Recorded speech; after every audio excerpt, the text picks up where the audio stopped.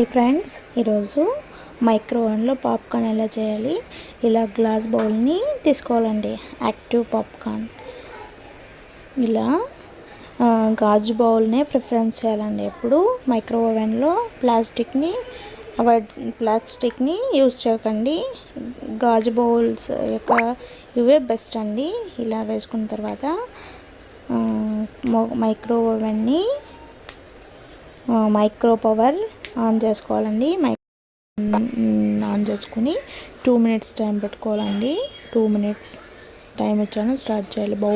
బౌల్కి పైన ఒక ట్రేని యూజ్ చేసుకోవాలండి, ఎందుకంటే అవి చిట్లి పైకి రాకుండా ఉంటాయి కాబట్టి ఇలా సెట్ చేసుకోవాలండి. మైక్రో ఓవెన్లో ఇలా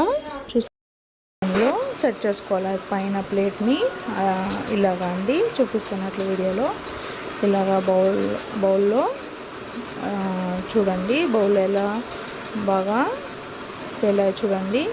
పాప్కార్న్ని చూసారా? ఇలాగా అండి మీరు త్వరగా చేసుకోవచ్చు మైక్రో ఓవెన్లో. ఇలానే చూడండి. పానాసోనిక్ కంపెనీ బెస్ట్ అండి. చూడండి, చూసారా? ఇలాగా పేలాయండి. నేను ఓన్లీ 1 ప్యాకెట్ యూజ్ చేశాను. చూసారా ఎలా పేలాయో?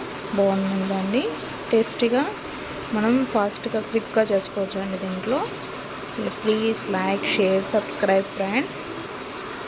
Thank you friends.